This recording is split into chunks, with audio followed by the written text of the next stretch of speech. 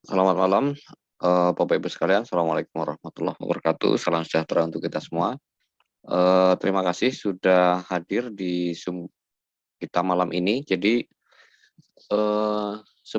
sebelumnya saya, Pak Irwan, Pak Nana itu sebenarnya sudah ngobrol agak panjang sebelum-sebelumnya. Jadi melihat apa namanya, melihat bahwa teman-teman itu agak sepertinya, menurut dugaan kami, sepertinya agak pesimis dengan market, agak takut dengan kondisi market, mungkin karena banyak apa namanya, banyak berita-berita yang sifatnya negatif dan memang tidak ada apa sentimen atau momentum yang kuat di satu sektor tertentu, gitu ya. Berbeda dengan eh, tahun-tahun sebelumnya barangkali ya. Jadi tahun-tahun sebelumnya mungkin lebih karena lebih mudah diduga arahnya, sektoralnya lebih apa jelas yang mana yang hype, sementara di tahun ini mungkin mulai Desember barangkali Januari, Februari, Maret sampai April hari ini belum terlihat di sektor mana yang paling kuat pergerakannya, walaupun sebetulnya peluang itu selalu ada. Sebagai pengantar saja misalnya ya, sebagai pengantar saja. Kalau nggak salah malam Senin ya Pak Ir ya. Ya, Ya walaupun sebenarnya kontennya tentang apa namanya, tentang IMAS, tentang auto itu sudah jauh-jauh hari saya bahas. Saya bilang ke Pak Irwan, Pak Nana, malam Senin saya bilang gini, kalau Senin pagi besok saya HK IMAS, misalnya, misal nih kita ngomong pahit misalnya, nyangkut misalnya di IMAS, saya takut nggak Pak? Saya bilang saya tidak takut. Kenapa?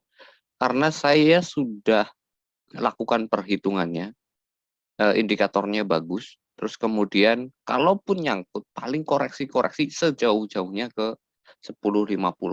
Saya bilang gitu ya Pak ya. ya. Nah, bahkan di video sebelumnya misalnya saya ngomong EMJS itu kalau misalnya mau beli 270 keluar paling cepat di 316 itu dapat. Ini buru-buru saya ngomong ini bukan bukan untuk langsung bahas topik, bukan itu tujuannya. Tujuannya adalah untuk mengatakan bahwa sebetulnya peluang itu selalu ada. Peluang itu selalu ada dan tergantung apakah kita jeli atau tidak, gitu ya. Barangkali itu dulu pengantar dari saya, mungkin Pak Irwan atau Pak Nana mau mau menambahkan apa namanya untuk memanaskan diskusi Pak. Silakan Pak.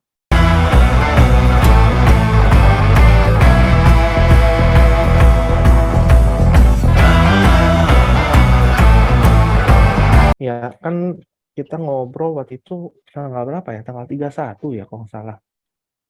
Tanggal 31 nih. Candle-nya masih di sini nih. 31 Maret Jumat deh. Kita ngobrol, eh, ada kekhawatiran banyak pihak yang mengatakan kalau ini IHSG akan crash. Eh, Diperkirakan bahkan tanggal 3-nya itu IHSG akan menutup gap, turun lagi ke bawah. Banyak isu-isu yang menyebutkan IHSG kita itu akan turun lagi, akan hancur, harganya ke bawah lagi. Menyeret beberapa emiten, terutama yang betanya tinggi, supaya harganya turun lagi. Alasannya apa? Alasannya entah katanya ada yang Credit Suisse lah, ada yang Silicon Valley Bank lah, ya kan? Eh, Semua itu kayak berita-berita itu yang di luar langsung dikonsumsi gitu aja gitu. Tidak dianalisa lebih lanjut, tidak diolah lebih lanjut, tidak dicari tahu apakah benar efeknya sampai seperti itu, menakutkan. Kalau di luar negeri mungkin ya, karena berdampak langsung ya, kan di negara mereka ya, atau gimana. Tapi kan kalau di Indonesia kita harus melihat juga gitu, apakah itu benar-benar bisa langsung mempengaruhi perekonomian Indonesia secara langsung.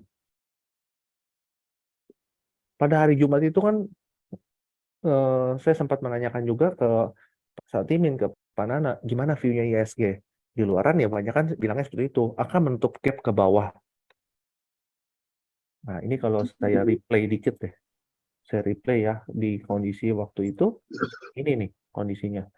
Nah, itu saya bilang, apakah benar IHSG akan turun ke bawah, menutup gap? Justru kalau saya lihat dari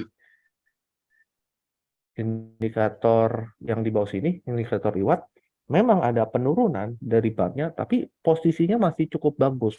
Dan saya melihat buat pada saat itu, enggak, Senin ini tidak akan turun lagi dan menutup gap.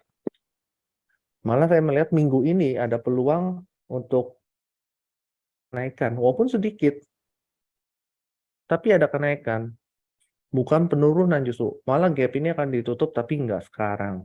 Waktu itu saya sampaikan seperti itu, makanya saya berpikir di saat banyak di luaran itu orang berpikir IHSG akan drop, mereka akan berlomba-lomba untuk keluar. Nah, kita memanfaatkan itu. Justru malah kita kalau kita melihat kondisi ini, kita yakin kalau sebenarnya IHSG itu sejauh ini masih baik-baik saja, penurunan juga tidak signifikan. Kalau bilang katanya terakhir ada turunnya dalam banget nih.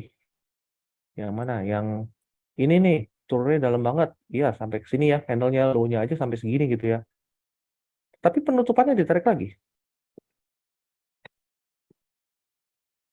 Jadi sebenarnya malah bagus buat kita untuk beberapa emiten yang ikut sempat terbawa turun, itu naik lagi untuk kita nambah barang. Salah satunya yang dibahas BSSR kan ya. Waktu Iya itu ya kan bahasa kita Twitter ya. ketawa-ketawa Pak. Kita ketawa-ketawa. Loh, BSSR Biarin. dikasih diskon lagi nih, enak nih untuk masuk. Tapi di banyak beberapa PM ke saya malah bilang, kok BSSR-nya gagal. Saya bilang, gagalnya dari mana? Posisi BSSR itu belum gagal. Kalau saya buka chartnya, waktu tanggal 31 ini nih, merah dalam, dianggapnya gagal.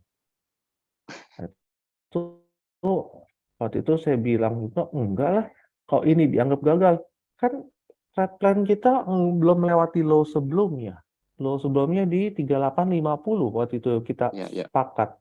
Ya kan? Dan ini belum membentuk, belum turun di bawahnya, kenapa harus takut? Malah kita dapat diskon. Turunnya pun berarti pasti support dari volume yang kita miliki, indikator yang kita miliki, pas di supportnya. Nambahlah. Dan beberapa hari ini dibawa naik lagi. Walaupun hari ini ada kebimbangan ya. Tapi saya melihat masih tetap cyclicnya BSSR itu menjelang earning itu bagus. Nah, begitu juga composite. Composite dibawa naik lagi pun, dan hari ini emang ada penurunan. Apakah composite akan turun beberapa hari ini? Ya, kalau saya melihat akan turun, tapi turunnya nggak banyak. Karena untuk membentuk higher low aja. Supaya strukturnya bagus. Membentuk higher low, baru melanjutkan kenaikan. Itu view dari saya sih. Ya. Gimana? Pak Nana mungkin ada yang mau ditambahkan? Atau dari Pak Satimin? Silakan. Silakan Pak Nana dulu barangkali. Ya Pak, saya mau menambahkan sedikit. Jadi mungkin mengenai tentang pesimisme market di kalangan trader retail. Iya, gitu loh.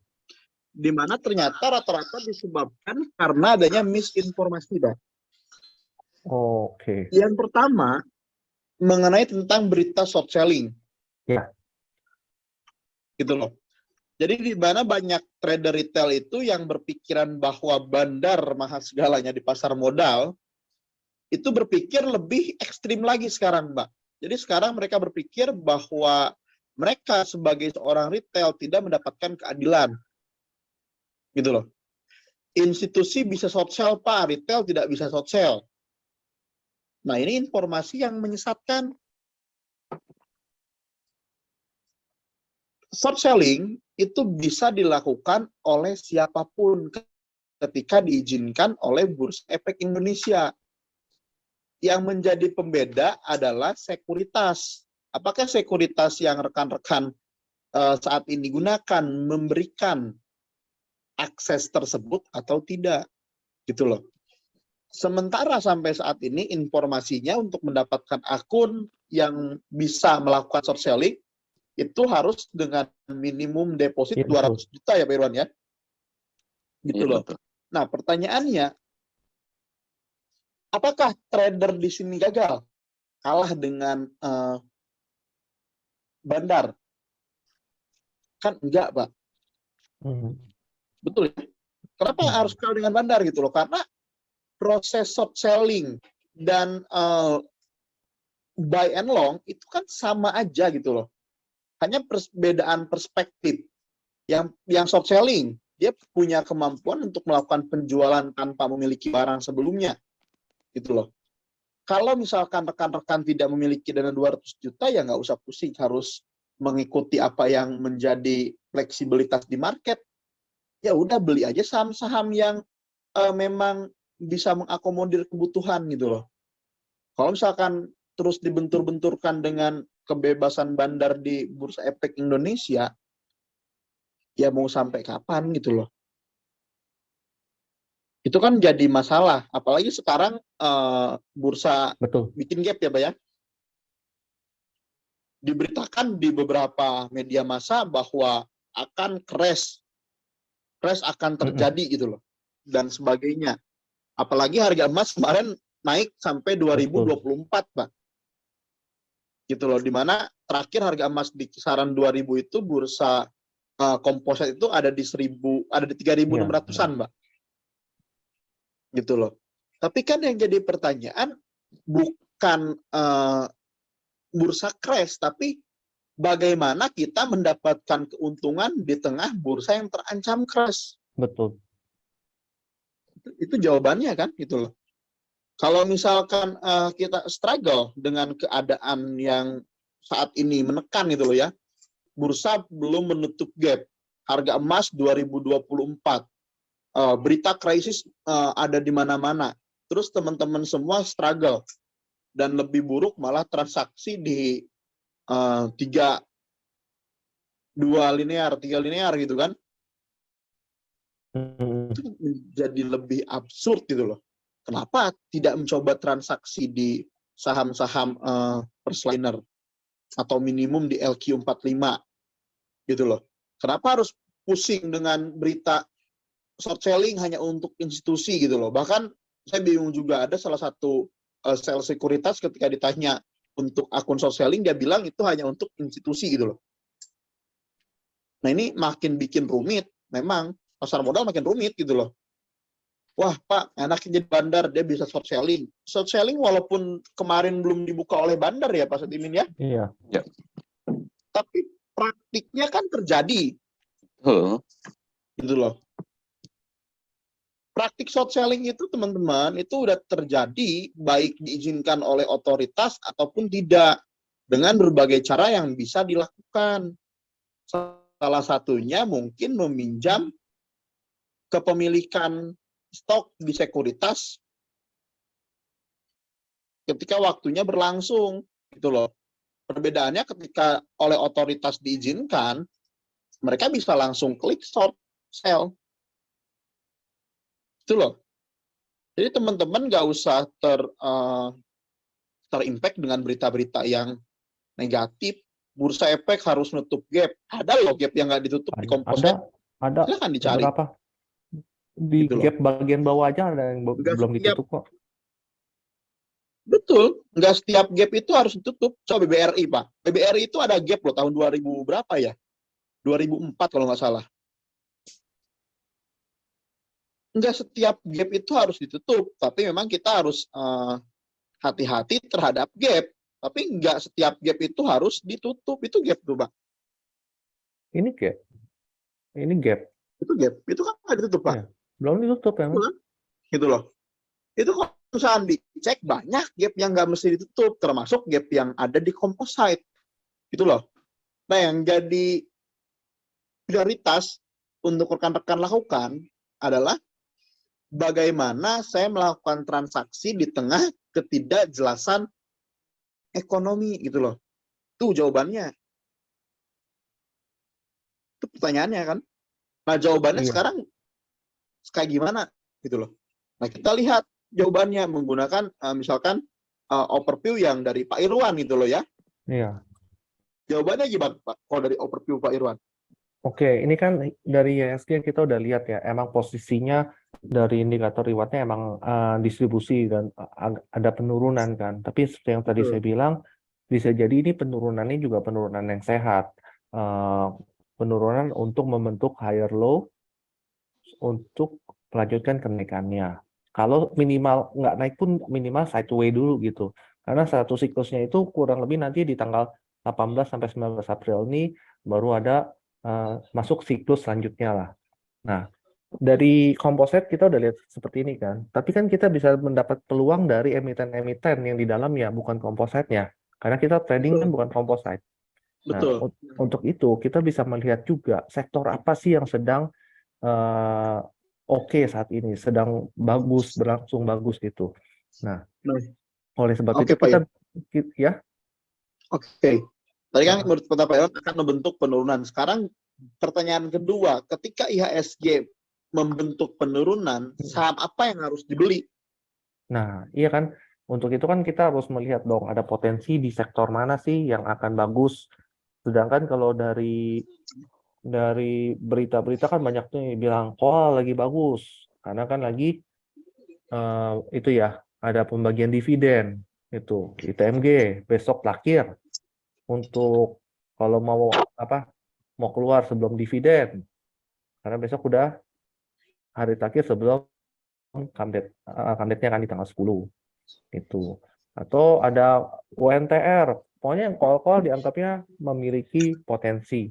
Nah, itu kan dari segi berita atau news. Yang saya mau ajak teman-teman hari ini kita melihat potensi per sektornya itu justru dari indikator IWAT. Nah, kita lihat per sektor ya. Ini komposit, kita mulai dari sektor IDX Cyclic. IDX Cyclic ini membentuk apa? Dari IWAT emang ada penurunan sama distribusi. Tapi selama garis hitam dan garis biru ini belum di bawah garis 0, masih ada potensi kenaikan kembali. Atau istilahnya retrace penurunan sehat lah. Penurunan yang masih sehat. Jadi apakah IDX Cyclic bisa dicari potensinya? Menurut saya bisa. Beberapa emiten di IDX Cyclic itu masih bisa dicari potensinya untuk ditradingkan. Selanjutnya ada IDX Health. Nah, kalau IDX Health ini emang sudah terlihat ya penurunannya cukup banyak dan dari IWAT-nya sudah markdown ditambah ada dead cross dari garis hitam terhadap garis biru.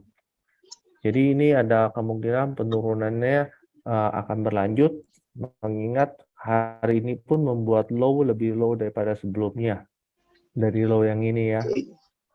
Jadi untuk IDX Health mungkin bisa dihindari dulu emiten-emitennya. IDX teknologi pun juga kondisinya sama seperti health ya. Terjadi penurunan dan sudah dead cross juga turun ke bawah markdown bentuknya. Sebenarnya udah terdeteksi dari sini ya. Turun tempat naik lagi. Oke, kita lanjut lagi. Ada non-cyclic. Non-cyclic kebalikan dari cyclic tadi ya. Cyclic masih ada potensi, tapi kalau non-cyclic juga sama kayak teknologi nih. Mulai ada penurunan, udah dead cross juga ke bawah, terkonfirmasi lagi. Kalau penurunan markdown-nya. Sebenarnya dideteksi dari sini nih. Oke. Ini adalah Index Finance. Index Finance ada penurunan distribusi, tapi seperti yang tadi ya, cyclic, dia masih di atas 0, garis hitam dan garis birunya juga masih di atas 0. Jadi masih ada potensi untuk ditradingkan ke depannya. Kalau nggak salah hari Jumat kemarin itu saya ada memberikan view ke beberapa teman. Kalau di minggu ini itu ada beberapa finance second liner yang akan jalan dan emiten yang saya bagikan pada saat itu beneran sudah memberikan profit kepada teman-teman. Saya rasa itu masih akan berlanjut untuk finance. Selanjutnya ada indeks basic. Indeks basic ini penurunannya cukup dalam, belum melewati garis nol, tapi barnya sudah mulai markdown. Barnya sudah mulai markdown, garis hitam sudah mau terlihat, sedikit lagi mulai akan dead cross ke di bawah garis birunya. Jadi kalau saya akan menghindari indeks basic dan seperti yang tadi ya, health, teknologi, sama non-cyclic. Infrastruktur. Infrastruktur sudah ada kenaikan maupun masih akumulasi. Kalau dalam menurut IWAT sudah garis hitam juga sudah di atas garis biru. Posisi ini cukup bagus. Ini masih bisa dicari nih potensi-potensi emiten di dalamnya untuk infrastruktur. Transportasi baru saja ini hampir ya, bukan baru saja, hampir mau dead cross ke bawah. Posisinya terlihatnya emang ada distribusi, cuma saya melihat ada kenaikan juga beberapa hari terakhir, jadi masih ada potensinya juga untuk ke depan, untuk transportasi. Properti juga waktu itu saya udah bagikan view-nya juga, bilang saya katakan bahwa properti ini lagi bagus untuk minggu ini.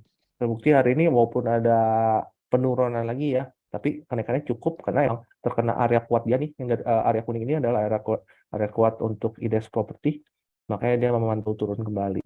Tapi kedepannya masih ada potensi. Properti cukup bagus. Industri, sebentar.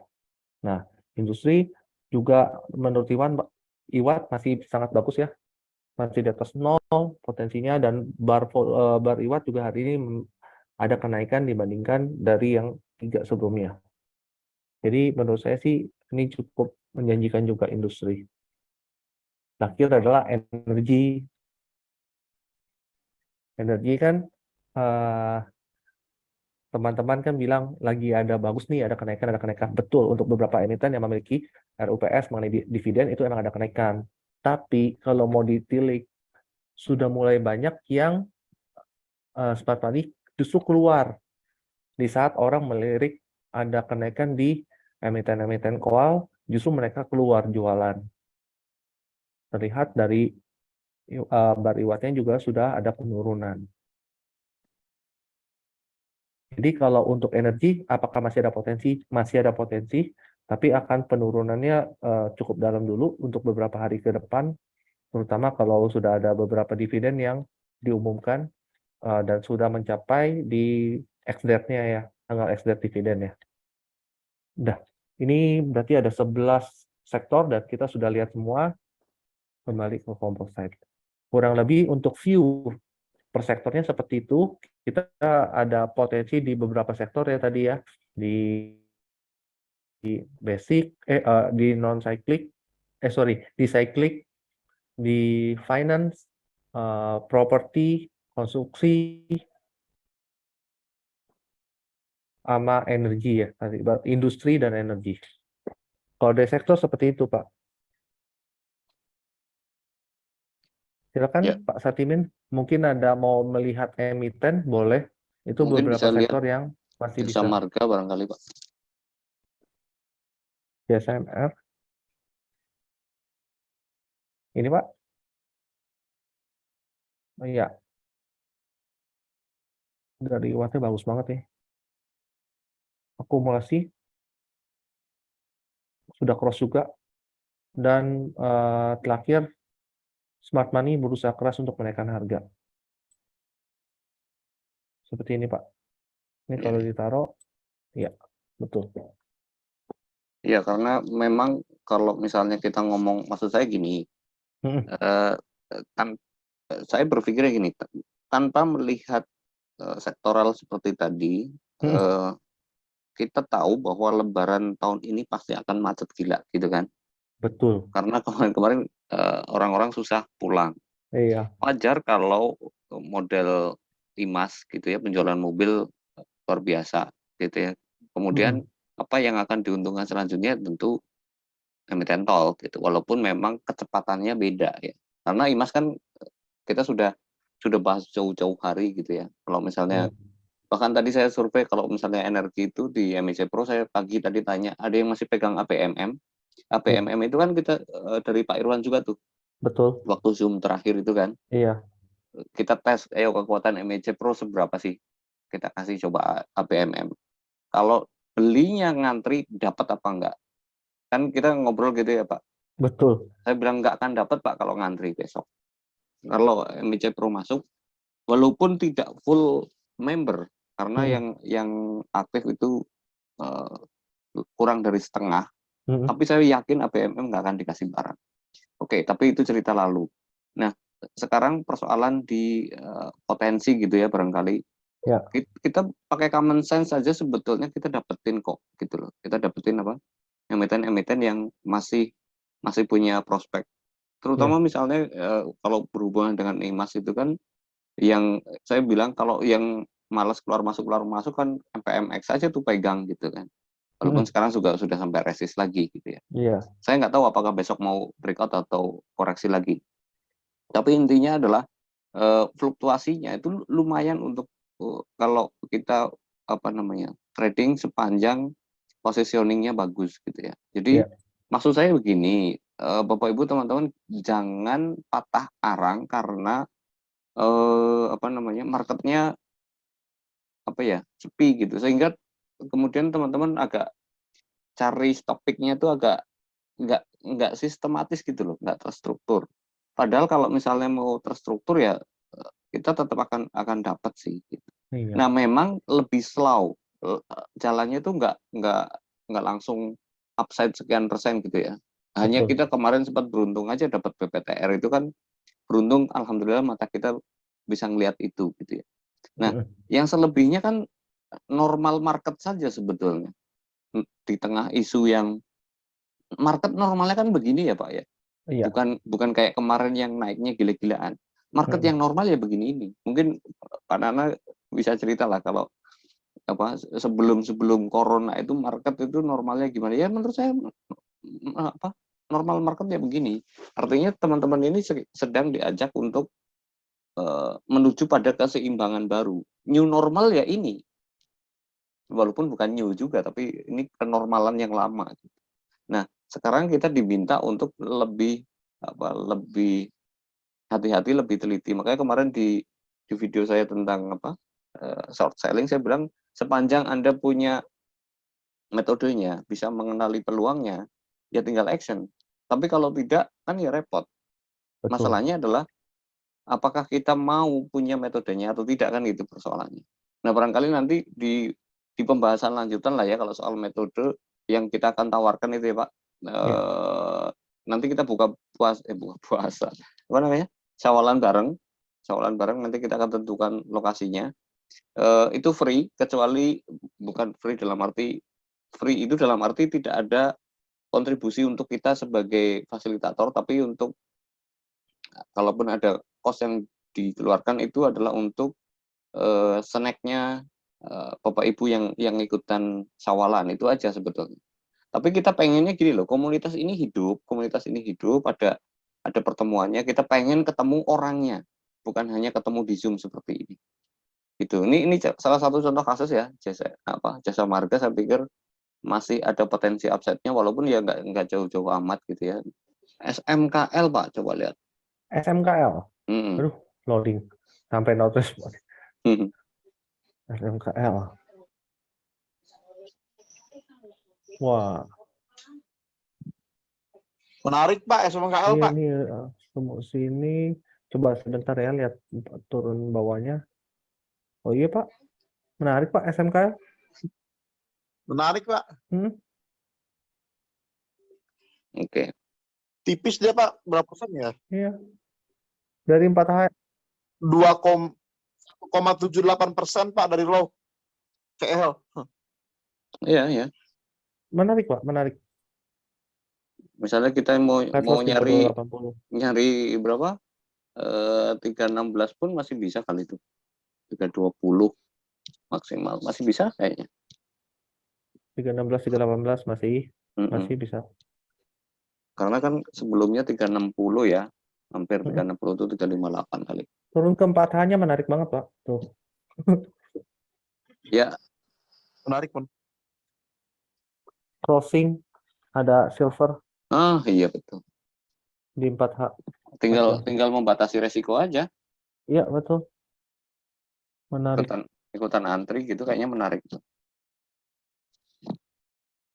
Itu ada yang lain mau disampaikan. Jadi memang agak sulit nyari nyari emiten yang menarik, tapi tetap ada poinnya. Ada potensi. Poinnya adalah ada. Iya. Biasanya kalau kayak gini tuh setidaknya kan dia akan balik ke 298 paling kurang kan. Memungkinkan. Iya. Berapa persen tuh 298? 6%, 6,43%.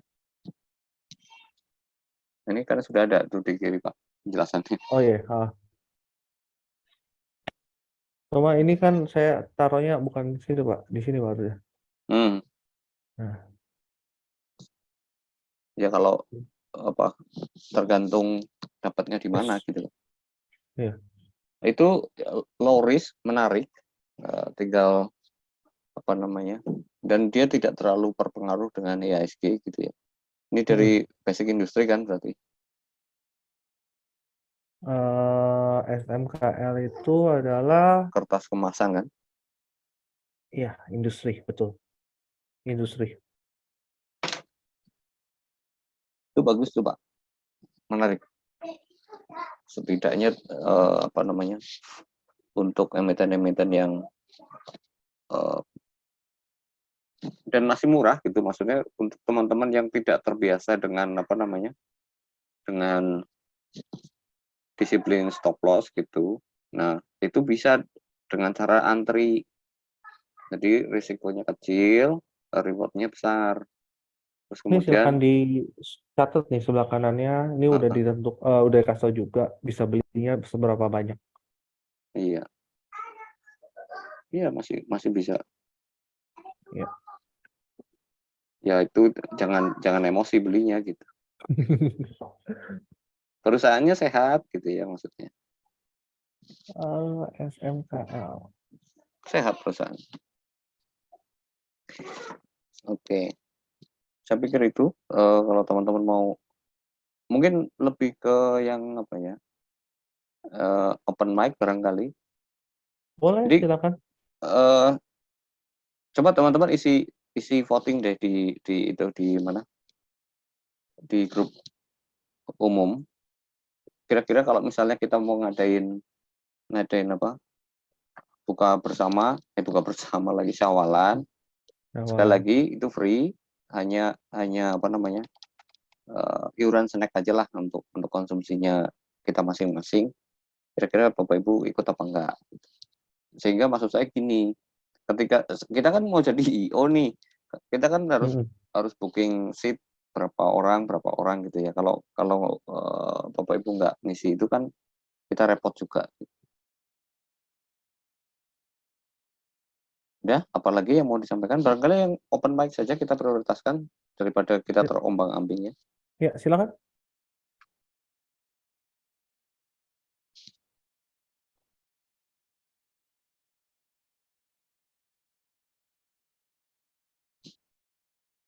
Nggak ada. Kalau nggak ada barangkali bisa dicukupkan ya. Intinya adalah kita tidak usah terlalu takut dengan apapun berita yang ada di luar sana, tapi kita berfokus pada apa-apa yang mungkin bisa jadi peluang gitu loh. Kayak misalnya kita menentukan sendiri ya, kita seorang risk taker gitu. Kita bisa bahkan ke TAIS mungkin gitu ya, atau SMKL tadi yang disebutkan di yang barusan gitu kan. TAIS ini tapi ya memang begitu, resikonya lumayan, tetapi upside-nya juga lumayan. Dan cukup untuk grup gitu kan. Untuk grup. Tapi ya memang mohon kita izin, ya silakan. Ya, silakan. Pak, mohon izin untuk view-nya Bear Pet karena beberapa hari ini kan itu penurunannya lumayan dalam. Nah, apakah BRPT ini terpengaruh dengan harga oil apa tidak, Pak? Gitu, Iya, Pak. ya. Terima kasih, Pak.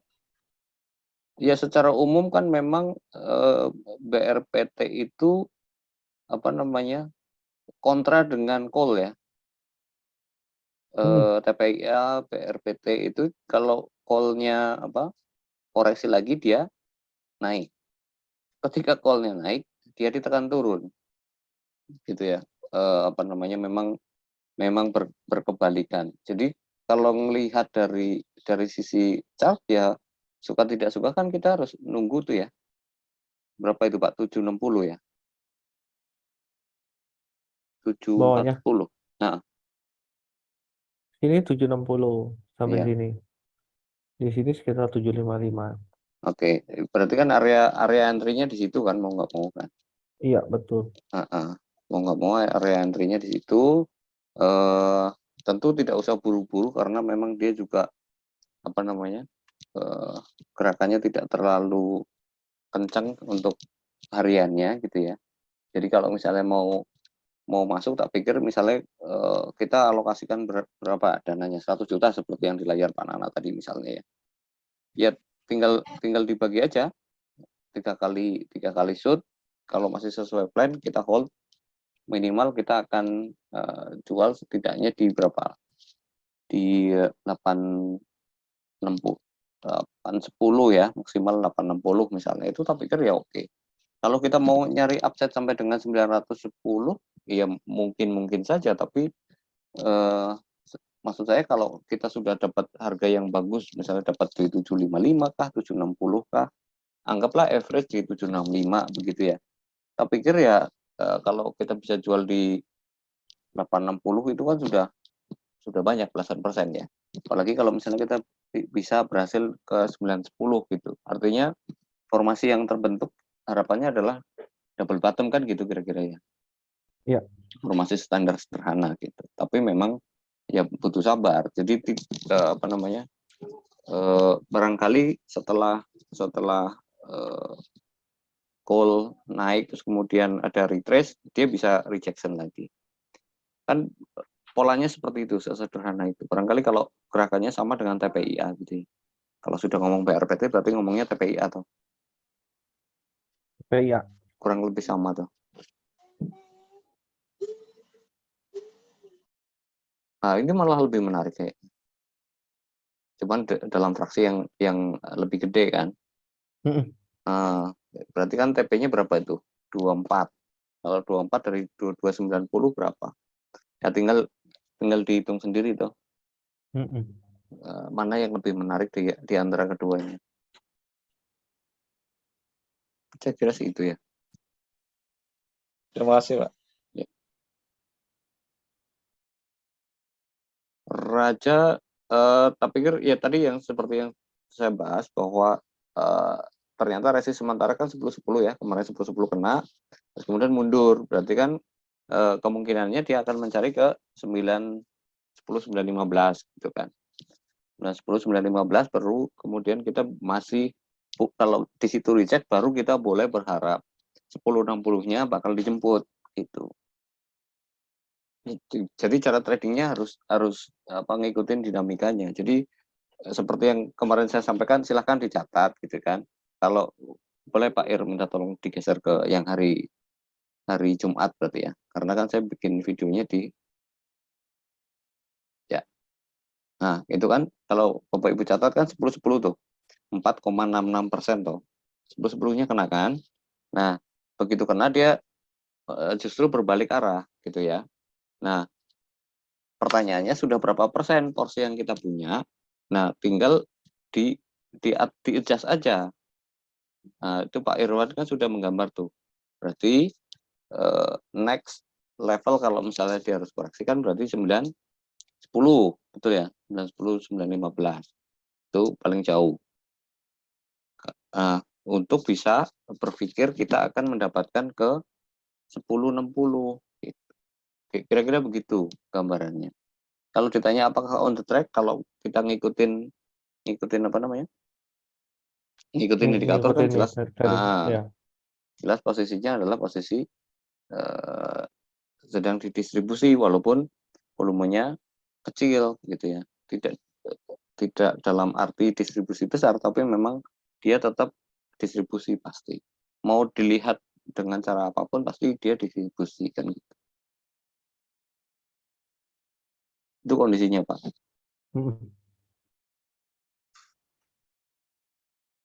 Oke, apa lagi? Jadi tinggal atur-atur fotonya. Ya, silakan. Dengan Pak siapa nih? HP-nya Xiaomi. Iya, Pak Johan. Oh, Pak Johan. Iya.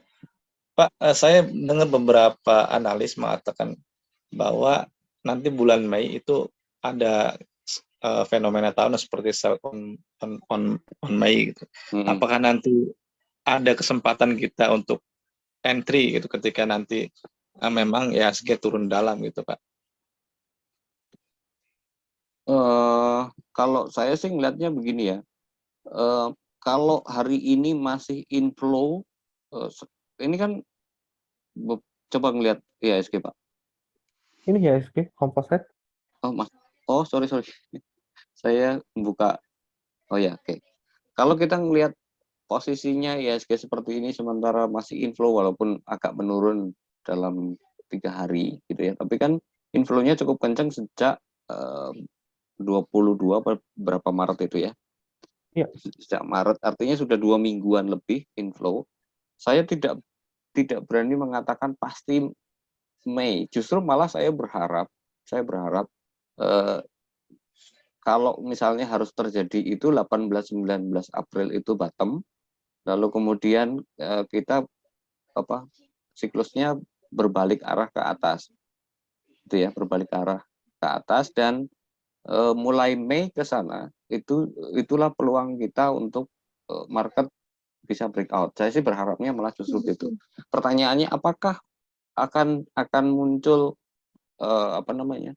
peluang di bulan Mei? Saya pikir time frame-nya nggak bisa daily. Kita lihat ganti time frame berarti kan. Setidaknya weekly berarti. Nah, oke.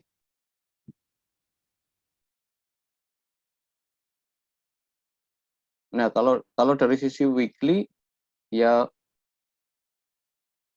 kemungkinan itu tetap ada, tapi saya pikir dibanding kita sibuk berpikir tentang tunggu nanti ketika Mei atau apapun, sepanjang kita bisa melihat peluang di mana itu peluang ya kita masuk gitu aja sih. Saya tidak mau tebak-tebak apakah Mei itu sampai di bottom. Ya kalau itu terjadi ya syukur-syukur gitu. Yang penting kita tahu datanya aja gitu. Betul, Pak. Saya tidak mau berandai-andai dengan news, dengan siklus dan segala macamnya. Saya hanya mau melakukan forecast berdasarkan data gitu aja sih, Pak. Kalau dari saya sih begitu. Karena capek, Pak. Kalau kita nunggu capek kan ya. Kecuali nunggunya kita kayak misalnya ABMM, oke, kita hold, ini kita hold. Itu kan nunggu sambil berproses ya, bukan nunggu tapi kita bengong. Nah, itu yang menurut saya agak aneh ya. Sementara fokus kita kan bukan di nunggunya tapi di di profitnya. Bahkan saya kemarin kan misalnya beli BPKP sama Goto gitu ya. Itu kalau setiap awal bulan walaupun harganya nggak cocok persis bener gitu, saya tetap beli loh di akun yang invest. Kayak misalnya besok saya antri Goto di 103 gitu ya. Sekarang kan posisi 107. Karena memang jadwal saya beli gitu. Artinya saya di Goto tidak sedang trading pendek, tapi saya sedang melakukan langkah akumulasi gitu. Jadi setiap dapat support dan memang jadwalnya saya beli. Saya hanya berpikir gitu aja sih, Pak. Kalau melihat indikator belum bagus. Kalau melihat indikator sangat tidak bagus. Tapi saya ngikutin disiplin yang saya gunakan. Kalau saya sedang melakukan ini ya ini, kalau saya sedang trading ya di mana peluangnya ya di situ saya masuk. Kayak misalnya kita tadi menemukan SMKL, ya saya akan masuk di SMKL kan gitu, kira-kira gitulah.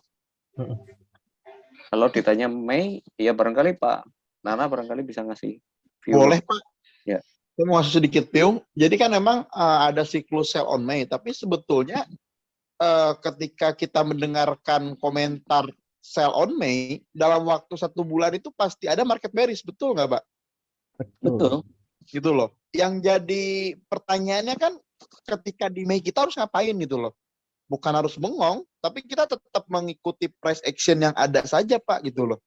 Sekarang misal nanti di Mei bearish ya berarti kita tahan dulu dan untuk membeli suatu saham gitu loh. Kalau misalkan kenyataannya di Mei nggak bearish, terus teman-teman menunggu, gimana? Kan jadi masalah juga, gitu loh. Ya udahlah, kita ditinggal harga. betul. Ya kita tahu deh, Mei adalah suatu siklus sell on Mei gitu loh. Ya udah, yang kita harus tunggu adalah price action konfirmasi nanti bar by bar di waktu bulan Mei tersebut gitu loh. Kalau misal nanti tiba-tiba market membentuk high, ada shooting star misal Pak Irwan ya, nah kita mungkin bisa hati-hati kan gitu loh. Tapi kalau misalkan ternyata di Mei itu ada bullish Maruboju, terus kita tunggu sell on Mei, akhirnya nggak kejadian, ya ngapain juga gitu kan. Karena menurut saya komentar-komentar seperti itu mudah dilontarkan kan. Iya. Tapi faktanya kan kita harus tetap menunggu yang terjadi gitu loh. Betul. Walaupun tadi siklusnya bearish gitu loh. Tetap kita harus melihat juga nanti di bulan Mei itu seperti apa.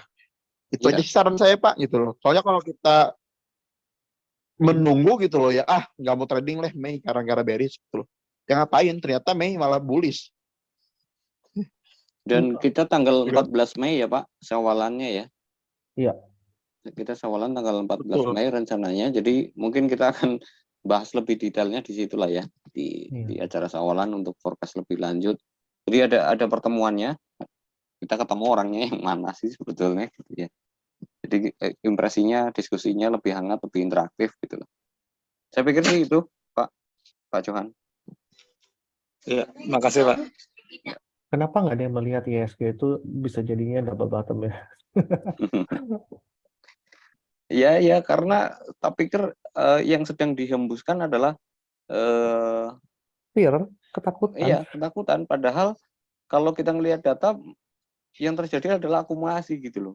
Ini kan berbanding terbalik ya antara data dengan news yang dibuat. Itulah kenapa kita sampai bikin Zoom ini sebenarnya kan. Walaupun di esok hari kita hanya sedikit sekali menemukan emiten yang bagus gitu ya. Karena memang posisinya ada di rata-rata udah pada jalan juga sih sebenarnya, ya kan. Hari ini candle-nya coba lihat. Kelihatannya banyak kan penjualannya. Coba inflow inflow dari dana asing besar gak hari ini? Belum saya lihat Pak, tapi harusnya masih inflow harusnya masih lanjut dana asing masuk. Oh masih gede Pak? Iya, walaupun kita tahu ya itu data dan inflow data asing belum tentu asing semua ya. Iya. Nah, bisa juga dari lokal yang menggunakan sekuritas asing juga bisa gitu kan. Tapi ya karena faktanya inflow tadi kan? Pak Ir, Indonesia kan emerging market Pak. Iya. Wajar dong kalau misalkan asing masuk gitu kan ke sini kan. Kan kisruhnya di US Pak. Iya. Bukan di Indonesia. Betul. Itu yang tadi dibilang kan, belum tentu berefek langsung terhadap perekonomian Indonesia. Enggak juga, kita harus lihat benar-benar, dianalisa benar-benar. Kalau kita pakai penurunan harga oil akan diikuti tidak? Iya, kalau kita pakai common sense ya, ketika SVB collapse, Swiss Bank collapse, apa yang dilakukan? Bailout. Bailout itu ngapain Pak? Bikin duit baru. Iya. Duit barunya dikemanakan Pak? Ke emerging market kemungkinannya. Pasti Pak. Iya. Kan gitu. Emerging market gitu loh. Yang jadi pertanyaan, kan kita dikasih takut. Akhirnya kita nggak melakukan akumulasi sesuai data yang ada gitu kan. Iya, nah, betul. Itu cilakanya kan. Tahu-tahu harga terbang. Pas harga terbang kita terpaksa ngikut beli di harga yang atas. Nah, itu yang jadi persoalan menurut saya. Jadi eh, saya tetap pada posisi optimis terhadap market. Jadi tidak kalaupun koreksi itu koreksi wajar gitu loh, bukan Betul. crash seperti yang dibayangkan gitu. Kalaupun terjadi itu, kita bisa membayangkan data yang ada, mereka inflow loh. Iya. Mau seberapa dalam sih gitu. Itu aja sih kalau dari saya. Ya, Dengan common sense tadi ya. menurut saya Pak ya, kalaupun harus crash gitu loh Pak ya, 2008 ke 2012 itu kan sekitar 4 tahun jarak Pak. Oke. Tapi penurunan harga saham di 2012 itu nggak separah di 2008 gitu loh. Dan orang selalu maksudnya saya pun analisis siklus gitu loh ya. Iya. Orang analisis siklus gitu loh. Orang selalu berkata tentang market crash dan mereka menunggu waktu market crash itu, dan ternyata ketika market crash itu terjadi mereka sudah tidak ada di bursa Pak. Gitu loh. Faktanya seperti itu. Makanya saya bilang, kalaupun kita harus melihat market crash di 2023 ini, ya udah gitu loh. Kenapa harus takut? Toh kita bisa wanti-wanti ketika saham kita kan udah punya trend plan. Betul. Seharusnya cut loss ya cut loss. Kenapa kita harus takut dengan crash? Kecuali memang teman-teman ada rencana untuk invest di Bank Mandiri untuk 10 tahun ke depan atau untuk 5 tahun ke depan. Kalau beli di average sekarang ya mungkin bisa terlalu tinggi harganya ketika terjadi crash ya Pak. Iya. Tapi kalau misalkan yang trading dan crash, saya pikir udah deh, mendingan berhenti aja di pasar modal. Gitu loh. Toh, sebelum marketnya crash, udah punya target stop loss-nya masing-masing. Gitu loh. Kena ya udah stop loss. Iya, ya. Saya pikir sih itu ya. Jadi sekali lagi menurut saya tidak perlu terlalu khawatir tentang itu. Ya kita ikutin aja datanya. Kalau datanya bagus, mau beritanya ngomong apa juga bodo amat gitu ya. Bahkan kita sempat kita guyon kan ya. Kemarin ketika diterbitkan waran terstruktur gitu ya. Iya. Duh, kalau teman-teman ngikut Wisa itu kan waran struktur versi Wisa itu kan tiap hari ada toh. Nggak usah ngomong waran struktur nunggu dari ketentuan BI gitu maksudnya. Karena apa bedanya waran struktur dengan saham biasa kalau sama-sama kita pegang indikator.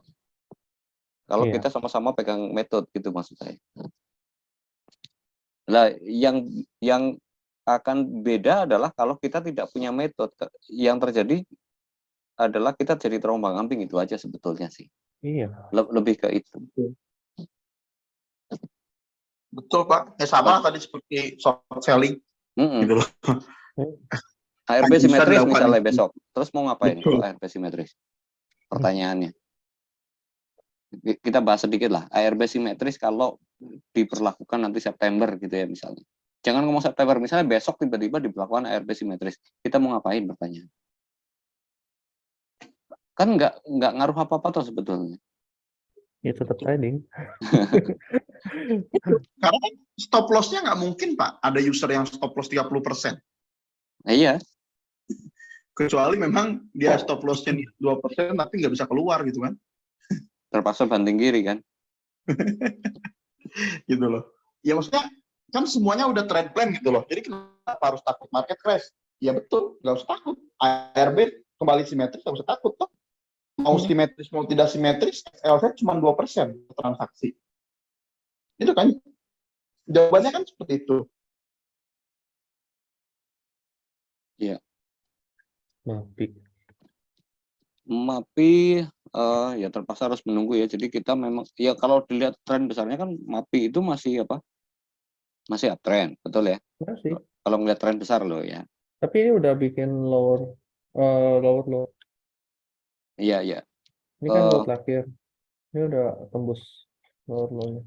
Saya belum melakukan perhitungan secara manual, tapi saya pikir akan bijak kalau misalnya MAPI itu yang menunggu dulu sampai misalnya bahkan mungkin 12.10 gitu misalnya. Bisa juga. Ya, bisa jadi ya. Yang paling dekat ya sini. Kalau sini Mm-mm. bisa diturunin lagi baru ke sini. Ya artinya kalau misalnya besok dikasih apa namanya sell on strength, kalau misalnya kita sudah terlanjur punya posisi ya, kalau saya keluar dulu Out, sell on strength ya, dulu out. gitu kan. Pasti ada, ini pasti ada DCB-nya. Kan nggak Mm-mm. mungkin turun terus Iya, seperti ini. Pasti ada DCB-nya untuk melanjutkan ke penurunannya. Karena dari Iwatnya sendiri juga markdown dalam nih. iya. Ya. Artinya distribusinya sedang terjadi gitu ya. Hmm. Gitu. Itu sih sementara ya. Ya. Oke, bisa dicukupkan? Ya, kalau nggak ada pertanyaan lain, saya rasa sudah cukup. Jadi bagi teman-teman, walaupun judul pertemuan kita hari ini tulisannya ISG Crash, bukan berarti saya, Pak Satimin, sama Pak Nana nakut-nakutin. Enggak, justru kami mau menunjukkan kalau ISG itu, kalaupun emang harus crash, nggak semua emitennya ikutan crash gitu. Masih ada potensi yang bisa didapat dari kondisi ISG saat ini gitu. Dan kalau dari indikator reward, saya masih berkeyakinan ISG masih baik-baik aja, masih wajar untuk koreksinya, dan kecenderungan malah saya melihat akan ada potensi kenaikan justru. Kalaupun nggak naik ya minimal sideways lah di sini. Siklusnya berakhir di 18-19 April. Iya, Siklusnya. oke. Oke, sementara itu ya. Eh, kita akhiri Zoom kita malam hari ini. Betul. Jadi tadi yang menarik apa? Yang jelas-jelas menarik apa? SMKL sama SMKL. Jasa Marga ya? Iya. Cuma paling menarik sih ini sih. Iya, SMKL lah ya Ah, yang menurut kita cukup menarik. Ya apapun sebenarnya ini kan apa namanya? Stock picking ini selain disclaimer on gitu ya, tapi menurut Iya, saya bukan tujuan utama Zoom kita itu untuk selalu berbagi stock pick, tapi bukan. setidaknya adalah kita pengen Bapak Ibu itu lebih aktif, terus kita ayo saling diskusi karena kita sama-sama pelaku market gitu ya, jadi Iya, jangan terlalu abai lah gitu. Terus anggaplah kita anggota komunitas jadi saling bantu gitu, terutama teman-teman yang sudah ada di Wisa, tolong lebih aktif gitu ya, jadi nggak nggak mati banget. Saya sih sebenarnya nggak apa-apa juga, Bapak Ibu diem-diem aja, saya juga nggak apa-apa, Pak Irwan juga nggak apa-apa, tidak mengurangi apa-apa bagi kita gitu kan. betul. Tapi tentu akan lebih menyenangkan kalau kita masih saling apa, saling sapa lah gitu. Sementara itu, nah kalau ada yang mau didiskusikan mungkin nanti kita bisa lanjutkan di grup diskusi ya. Betul. Jangan ragu-ragu. Saya cukupkan segitu. Pak Irwan mungkin ada tambahan sebelum saya tutup? Nggak ada, Pak. Buat saya, pesan yang kita mau sampaikan sudah cukup jelas ya. Ya. Saya rasa teman-teman juga sudah bisa menerima juga informasi yang kita sampaikan. Boleh percaya, boleh tidak, silakan. Analisa kita juga bisa ada salahnya, ya kan? Iya, iya. Yang pasti kita mau kasih tahu ke teman-teman, jangan langsung diterima mentah-mentah yang ada di luaran, di pasaran. Coba dianalisa lebih lanjut, coba lihat dengan data apakah yang diomongkan oleh banyak orang itu benar atau hanya menebar fear aja. Oke. Ya, nyatanya ya itu net asing masuk banyak kan. Mm, Padahal di saat orang lagi jual-jualan, net asing tampung. iya, iya. Oke, sementara itu Bapak Ibu terima kasih Pak Irwan, Pak Nana yang sudah izin, Bapak Ibu yang sudah mengikuti acara Zoom kita malam hari ini, saya ucapkan terima kasih. Saya tutup. Assalamualaikum warahmatullahi wabarakatuh. Salam sejahtera untuk kita semua.